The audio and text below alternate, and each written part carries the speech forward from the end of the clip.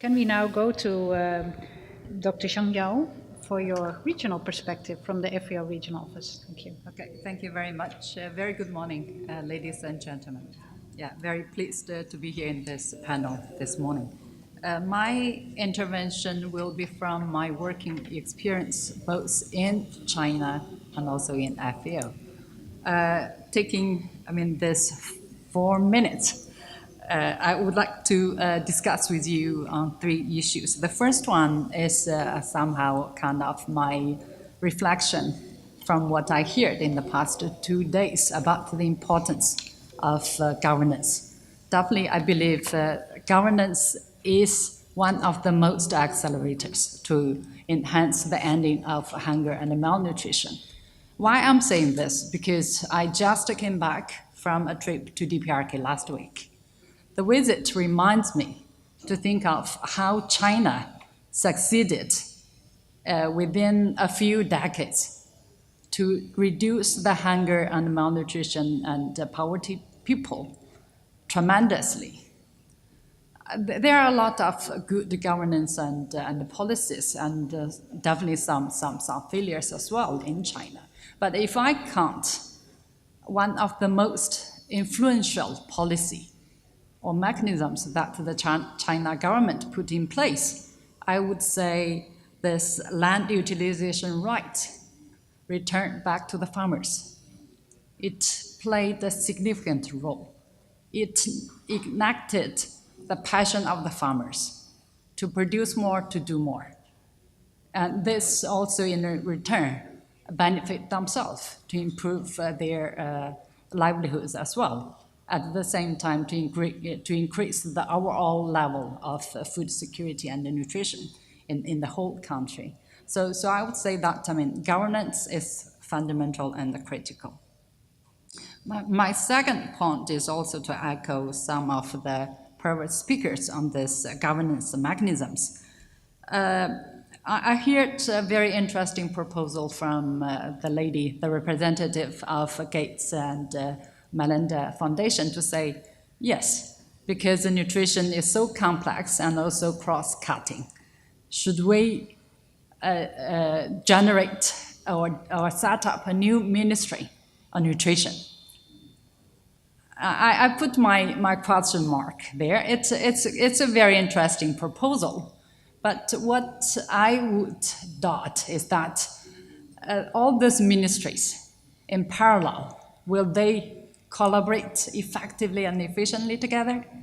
Or do we need to set up a coordination mechanism on top of this silo or sectoral ministries? I think back in China again, the Chinese government, under the direct supervision of the State Council, the government established one national coordination committee on nutrition, together with the food safety and quality as well. I believe it works quite nicely. So I would say yes. I think different countries have the different circumstances and also the policy and the political settings. There's no one model fit all, but I think, definitely such a kind of coordination mechanisms to handle this complicated but also cross-cutting subject as nutrition is also critical. Another thing under this point on this governance mechanism is accountability. We heard quite a lot that in some countries in the different regions, a lot of very good strategies and policies have been developed, but how much those policies and also those strategies have been implemented on the ground, and who are taking accountability for the implementation of those nicely sound policies and also strategies. I would say probably at the regional, but also at the global and country level, these SDG indicators can be used as a kind of way to hold all these different stakeholders accountable for. among all this, the total 280 indicators of these SDG goals, a lot of them are very much related with the nutrition.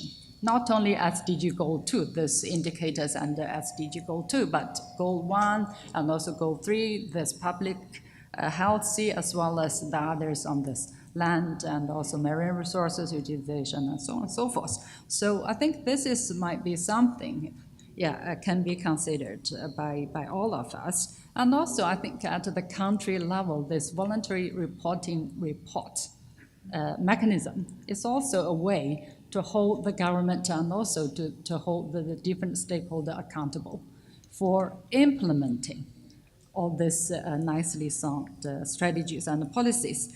But at the same time, we also need to think of how to de-aggregate those indicators by the different stakeholders, not only hold the central government accountable, but also the different stakeholders accountable based on their responsibilities and the duty they should play. Then third point, I would like... Can I prompt you to make your third point in 30 seconds, because I really like to hear from the very good. floor Thank as you well. so much. Yeah, it's about the regional role of governance. I do believe that the regional bodies like FAO in the region should bridge the global agenda into translate those global agenda into the regional and also the country actions, and also to support the countries in the region for their participation and also access to those global agenda and also the global governance. At the same time, I think more efficiently we should work with the governing regional bodies like ASEAN, SAARC, and also SPC in the region, at the regional level. And also, I think for the regional bodies, we should handle all these transboundary issues. For instance, those transboundary animal and pest diseases, and also some other issues that are interested across the countries. So Thank that you. is the role. Yeah, thank you very much for bringing in the regional perspective as Thank well, you. and highlighting also the accountability, because not all of us did that so far, and I think it's essential as part of governance.